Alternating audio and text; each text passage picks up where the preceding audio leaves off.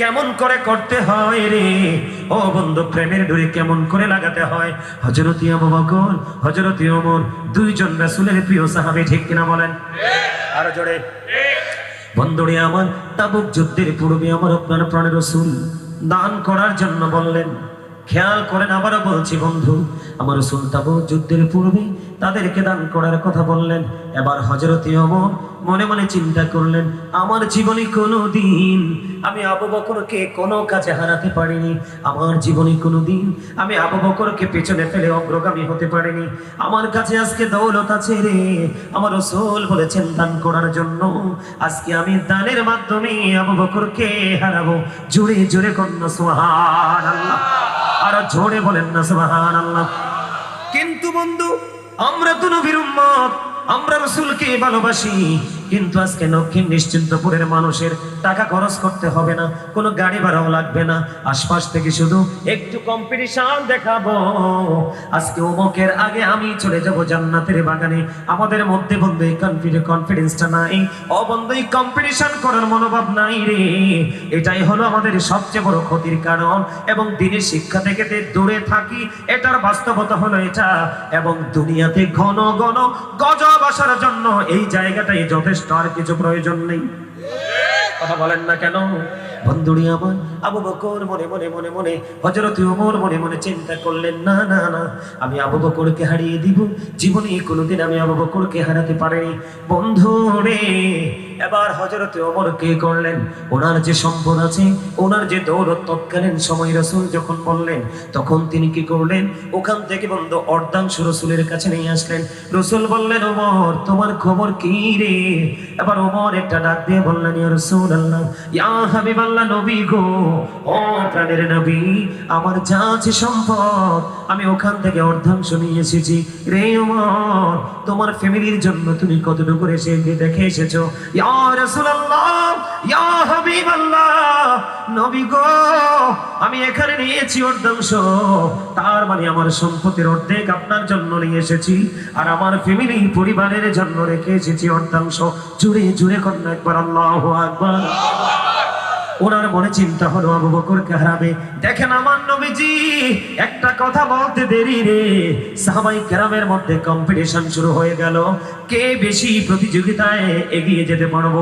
কত গভীর ছিল প্রেম ও বন্ধু। এই কারণে আমি বলে থাকি, সাহাবীদের ঘোড়ার খুরার নিচের, খেয়াল করেন, সাহাবীদের ঘোড়ার খুরার নিচের 3 আঙ্গুলের 1 চিমটি মাটি যদি রে একটা পাল্লার মধ্যে বন্ধু তুলে দেওয়া হয়, আর কাউসে পাক থেকে দৌড়ে ওই কিয়ামত পর্যন্ত যত আল্লাহর ওলি ও বন্ধু পৃথিবীতে আল্লাহ তৈরি করবে, সবাইকে যদি একটা পাল্লায় তুলে দেওয়া হয়, ওই সাহাবীদের ঘোড়ার খুরার নিচে 3 আঙ্গুলের 1 চিমটি মাটির ওজন ভারী হয়ে যাবে।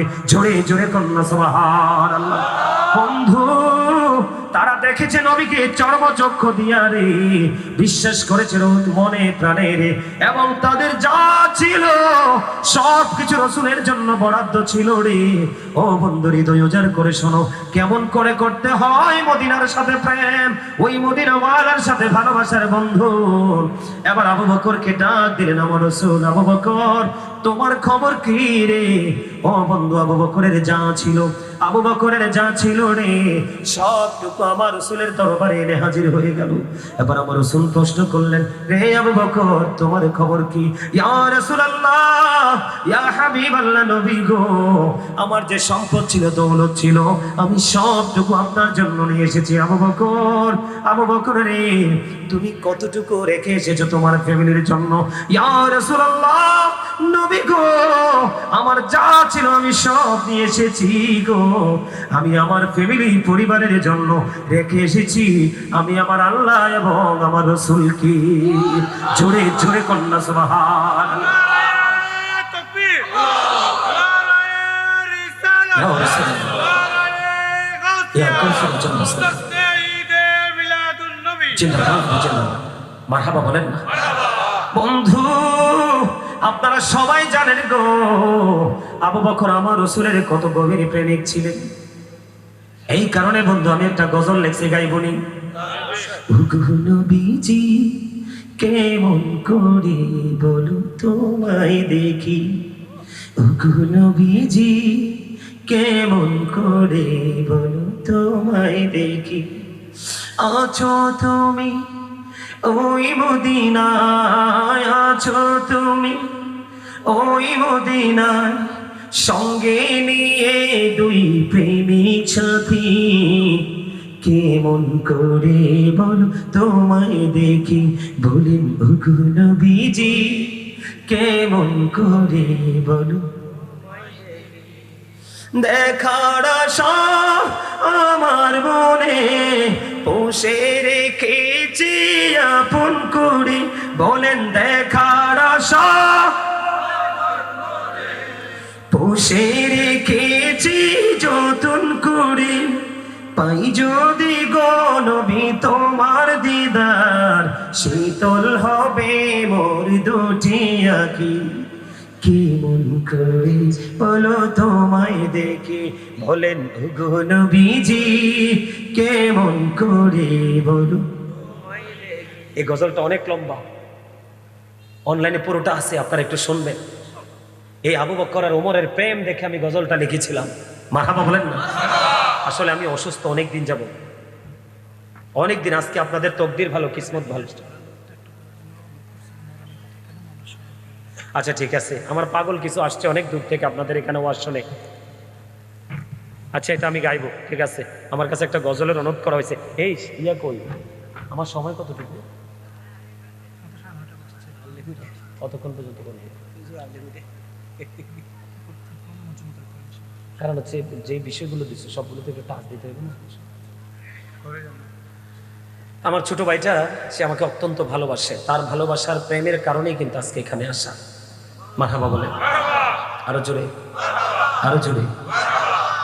আমার ওয়াজগুলো গভীর মনোযোগ দিয়ে শুনবেন, সম্মানিত উপস্থিতি।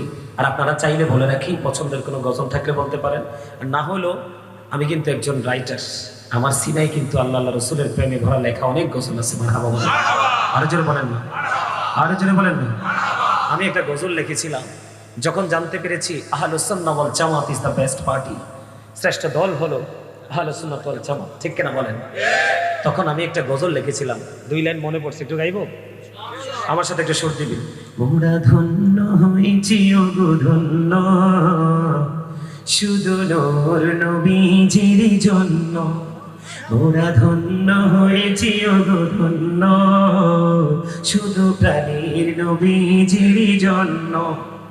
এই জীবনের যত গুনাহ ক্ষমা করে দাও তুমি, রহমত দিয়ে শ্যামল করে দাও মনের মরুভূমি। ফুলে ফুলে ভরে দিয়ে, ফুলে ফুলে ভরে দিয়ে আমায় করো পরিপূর্ণ। মোরা ধন্য হয়েছি ওগো ধন্য, শুধু প্রাণীর নবীজির জন্য। মারহাবা কর আরো জোরে। রসুলের সাথে প্রেম লাগালে আল্লাহ রাব্বুল আলামিন আপনার আমার জীবনের গুনাহ মাফ করে দিবে। কি করে দিবে? আল্লাহ কথা দিয়েছে। কি দিয়েছে? কথা দিয়েছে, কুল ইন কুনতুম তুহিব্বুনাল্লাহা ফাত্তাবিউনি ইউহিব্বুকুমুল্লাহু ওয়া ইয়াগফির লাকুম যুনুবাকুম, আল্লাহু গফুরুর রহিম। জোরে কন্না মারহাবা। আল্লাহ বলেছেন, সে বলুন, ইফ ইউ ডু লাভ আল্লাহ, যদি তোমরা আল্লাহকে ভালোবেসে থাকো, ফলোমি মুহাম্মদ সাল্লাল্লাহু আলাইহি ওয়াসাল্লাম, মুহাম্মদ সাল্লাল্লাহু আলাইহি সাল্লামের অনুগত হয়ে যাও। আল্লাহ উইল লাভ ইউ, আল্লাহ তোমাদেরকে ভালোবাসবে, এন্ড ফরগিভ ইউর সিনস, সমস্ত জীবনের গুনাহ মাফ করে দিবে। জোরে কোন সুবহানাল্লাহ। যখন আপনার গুনাহগুলো মাফ হয়ে যাবে, তখন কিন্তু আপনার আমলনামা হয়ে যাবে একেবারে সবুজ শ্যামল। তার মানে শুধু নেক আর নেক, ঠিক কিনা বলেন? বৃষ্টি যখন থাকে না, মাঠ থাকে ফাঁকা, মাঠ কিন্তু দেখতে সুন্দর লাগে না। যখন বৃষ্টি আসে তখন আপনি ফসল না বললেও কিন্তু অটো কোনো না কোনো প্রাণীর ফসল জন্ম হয়ে যায় মাটিতে। তখন কি মাঠটা সুন্দর লাগে না? ঠিক রসুলের সাথে প্রেম লাগালে আপনার হৃদয়টা এরকম সবুজ শ্যামল হয়ে যাবে, ঈমান আমলে ভরে যাবে। তখনই আপনি আমি নগণ্য থেকে ধন্য হয়ে যাই, ঠিক কিনা বলেন? আমরা যারা শক্তিশালী প্রেমিক হতে পারি, আল্লাহ কবুল করেন। জোরে বলেন আমিন। বন্ধুরে আমার আবু বকর সিদ্দিক রাদিয়াল্লাহু তাআলা আনহু যখন এমন ভাবে বলল, আমার রাসূল একটা ডাক দিয়ে বলল, আবু বকর রে, আবু বকরের সম্পদ আমার এত বেশি কাজে লেগেছে, ও বন্ধু এই কথাটা বলতে দেরি বন্ধু রে, আবু বকর সিদ্দিক রাদিয়াল্লাহু তাআলা আনহু দুই চক্ষু মোবারক দিয়ে ও বন্ধু জোর জোর করে বন্ধু পানি পড়তে শুরু করলো, আর কাঁদতে শুরু করলো, আর বলতে লাগলো, জবান দিয়ে বের হতে লাগলো, ইয়া রাসূলুল্লাহ, ইয়া হাবিবাল্লাহ, নবী নবী গো, শুধু আমার সম্পদ না গো, আমার জীবনটাও কন্টিনিউ আপনার জন্য বরাদ্দ। এই হলো বন্ধু আবু বকরের প্রেম। আপনারা সবাই জানেন হিজরতের রাত্রিতে আবু বকরের দরজায় এসে রাসূল জাস্ট একটা টোকা দিয়েছে। কয়টা টোকা? একটা টোকা দিতে দেরি ও বন্ধু রে, দরজাটা খুলতে বন্ধু দেরি হলো না।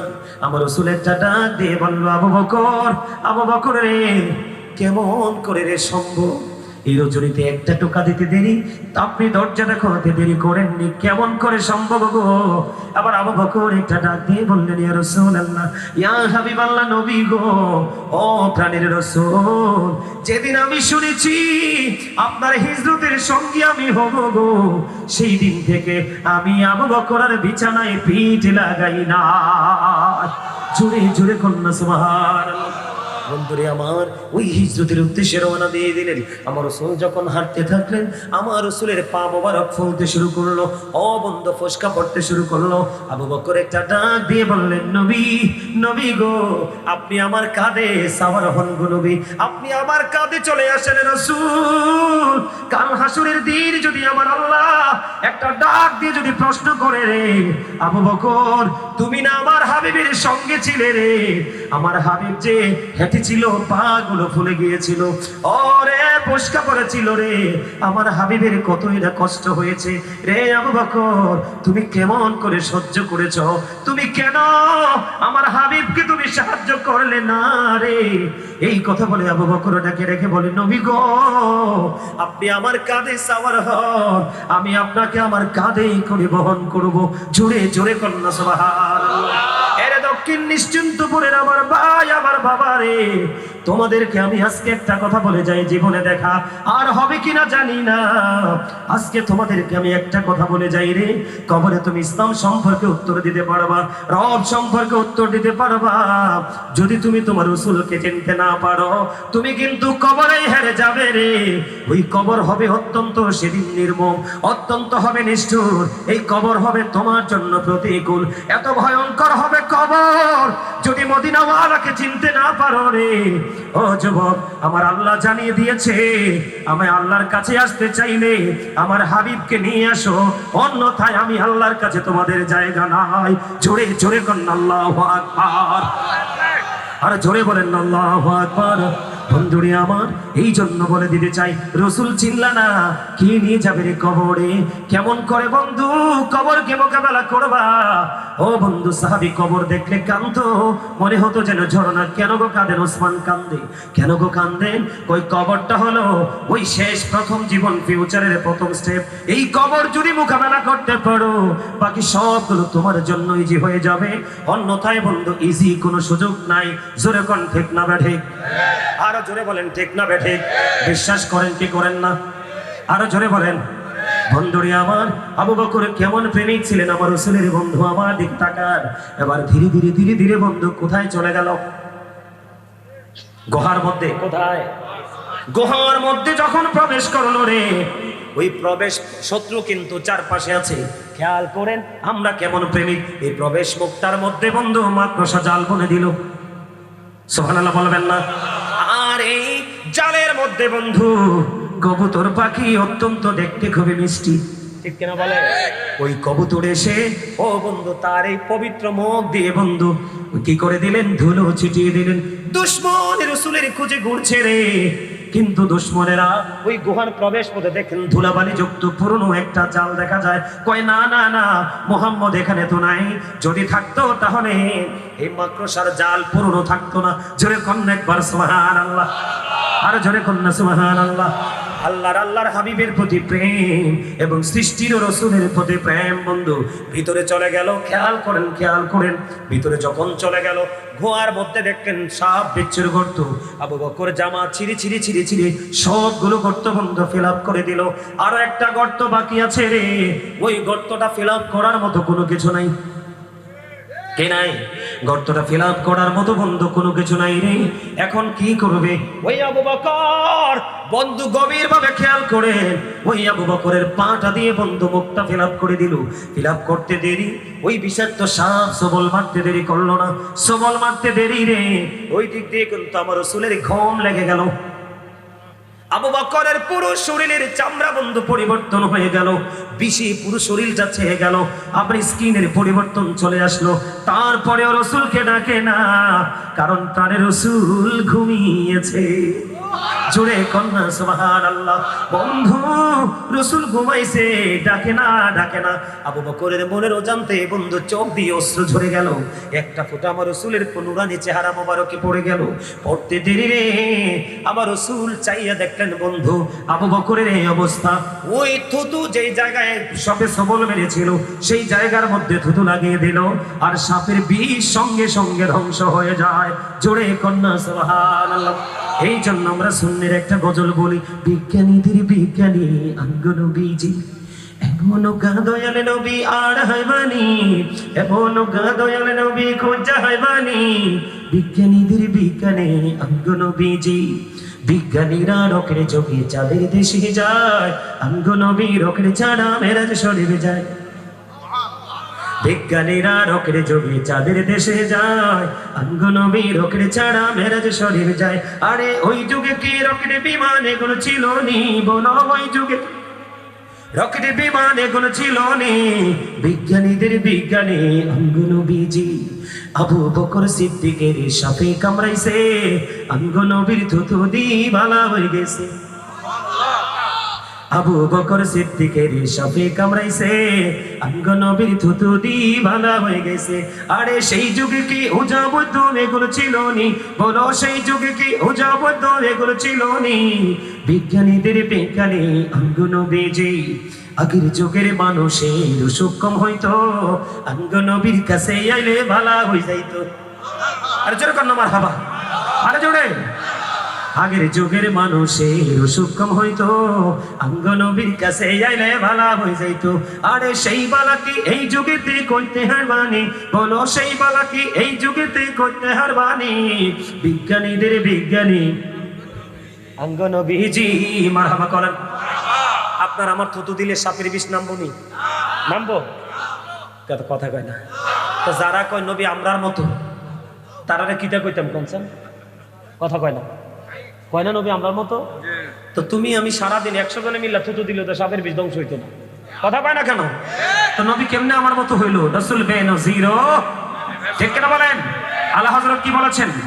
खालिक कुल ने आपको मालिक कुल बना दिया, दोनों जहां है आपके कब्जा इख्तियार में।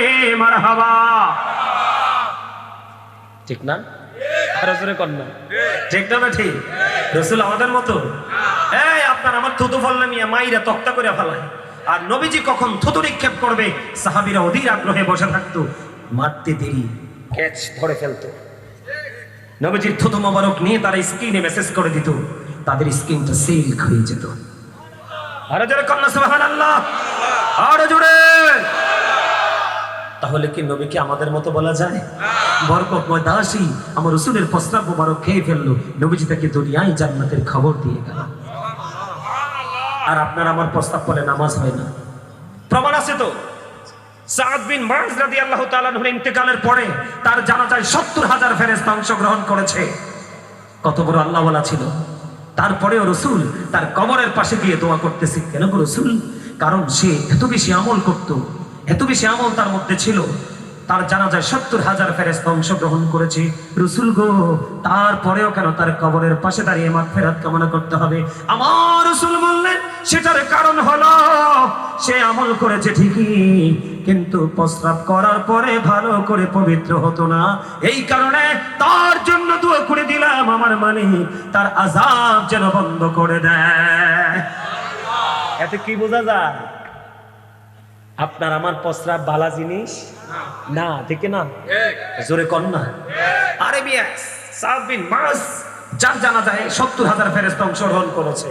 ওনার যদি প্রস্রাবে করার পরে ভালো করে পবিত্র না হওয়ার পরে না পবিত্র না হওয়ার কারণে আযাবের সম্ভাবনা থাকে, তো আপনি আমি কি কথা কয় না কেন?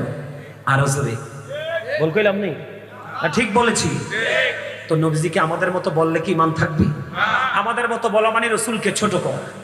রসুলকে কথার দ্বারা, চিন্তার দ্বারা, অন্তর দ্বারা, জবান দ্বারা, সমর্থন দ্বারা কোনো কারণে সরিষা পরিমাণ যদি ছোট করা হয় তাহলে এটা কুফরি। ইমানদার আর থাকা যায়?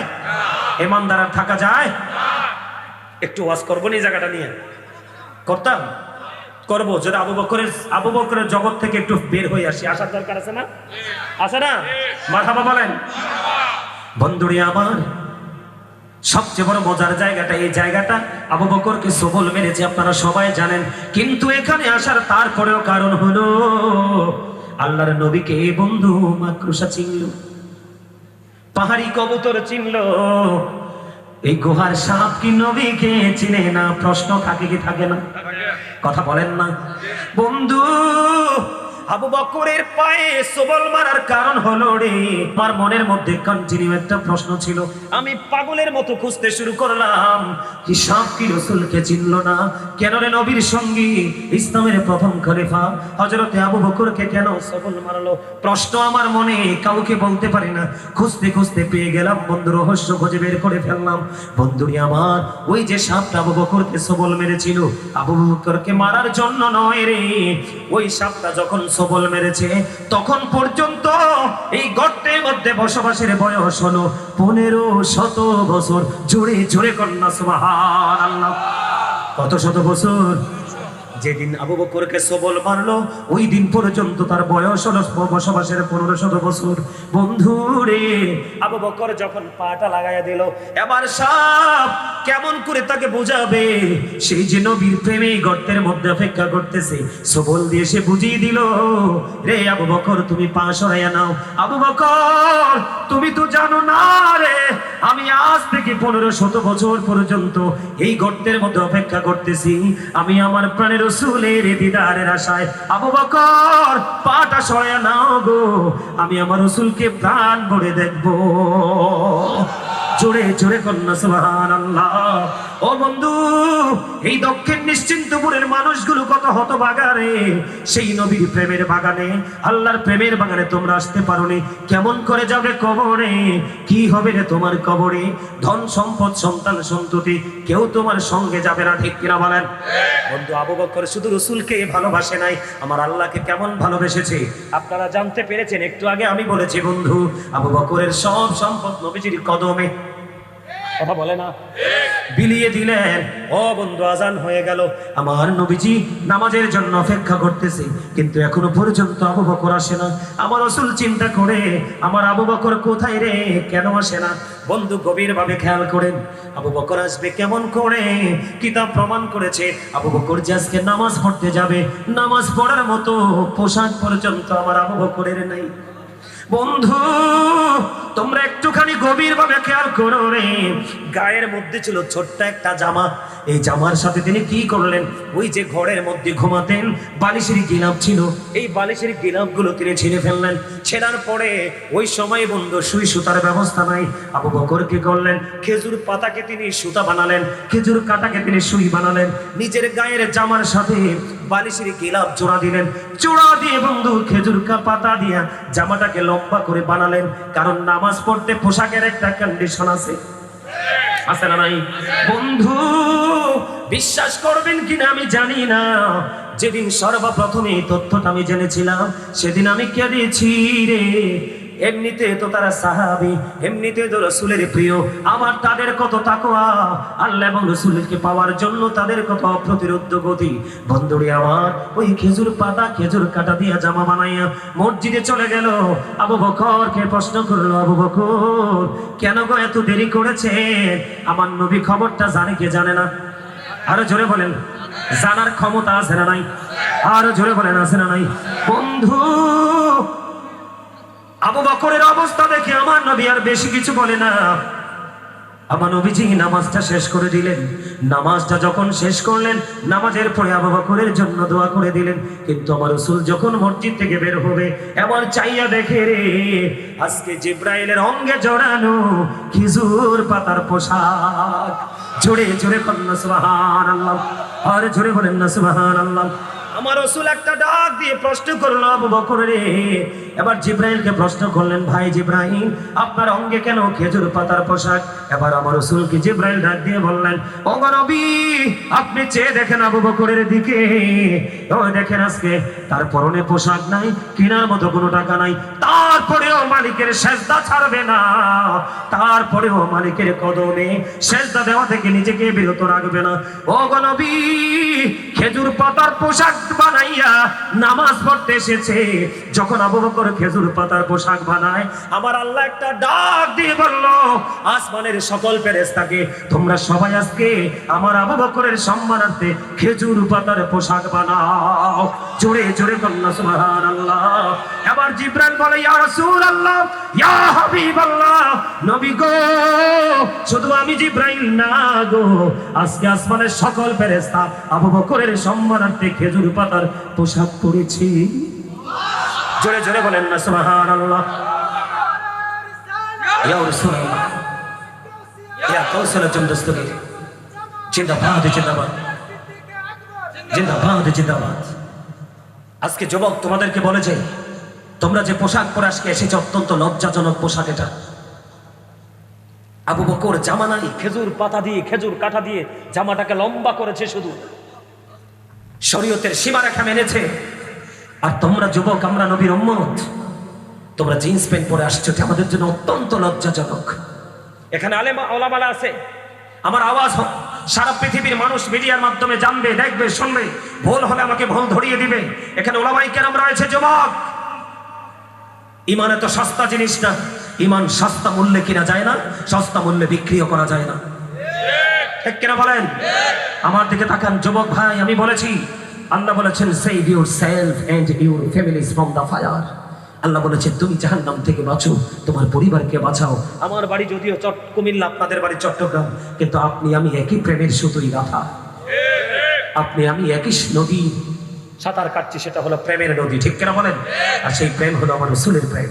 যুবক, মাঝখান দিয়ে রাসূল প্রেমটা কত আমাদের কাছ থেকে দূরে সরে গেছে বোঝানোর জন্য লিবাসুত তাকওয়া যালিকা খায়র। কোরআন এসেছে, আল্লাহ মানুষকে 3 শ্রেণীর পোশাক দিয়েছে আদম সন্তানকে। এর মধ্যে সবচেয়ে উত্তম পছন্দের পোশাক হলো তাকওয়ার পোশাক। কিসের পোশাক? আরো জোরে, কিসের পোশাক? তাকওয়ার পোশাক। যেই পোশাকটা পরা ইমানদার পুরুষের জন্য ফরজ। উপর দিয়ে থাকবে নাভি বরাবর, নিচে থাকবে টাকনুর উপরে। এখন আমাদের ম্যাক্সিমাম যুবকের পরনে জিন্স প্যান্ট, যেটা লজ্জাস্থান 4 আঙ্গুল থেকে 5 আঙ্গুল ফাঁকা থাকে। যেই পোশাক পরার পরে তোমার লজ্জা থাকতে পারে না, রাসূল যেই পোশাক পরার পরে, আল্লাহ যে পোশাক পরতে বলেছে, যেই পোশাক পরার পরে তুমি লজ্জাস্থান ঢাকতে পারো না, তুমি ইমানদার হতে পারো না। কারণ যার লজ্জা নাই তার ঈমান নাই, যার লজ্জা নাই তার ঈমান নেই। বুখারী শরীফের মধ্যে আসছে, যারা আল্লাহর হুকুমকে অমান্য করে নিজের ইচ্ছে মতো পোশাক পরবে, তাদের ঠিকানা হবে জাহান্নাম। যেই পুরুষ পোশাক পরার পরেও তার লজ্জাস্থান দেখা যায়, সেই পুরুষ ন্যাংটা পুরুষ। যেই নারী পোশাক পরার পরেও তার অঙ্গ দেখা যায়, বেগানা পুরুষ বন্য মানুষ দেখতে পায়, রাসূল বলেছেন সেই নারী উলঙ্গিনী, ল্যাংটা। নাউজুবিল্লাহ বলেন, আর জোরে, আরেকটা মহব্বতে। আবু বকর কি শুধু রাসূলকে ভালোবাসছে, আল্লাহকে বাসে নাই? আর জোরে বলেন না। আপনার আমার ঘরে কত সুন্দর সুন্দর লম্বা পাঞ্জাবি আছে, লম্বা জামা পরে নামাজ পড়েছেন না, ঠিক কিনা বলেন? অথচ আপনি আমি লম্বা সুন্দর সুন্দর পাঞ্জাবিগুলো রেখে, যেই পোশাক শরীয়তের সীমায় আসে না, যেটা ইসলাম সাপোর্ট করে না, সেটা পরে আপনি মসজিদে আসছেন। আপনি নামাজ পড়ে হেদায়েত হবেন কোত্থেকে?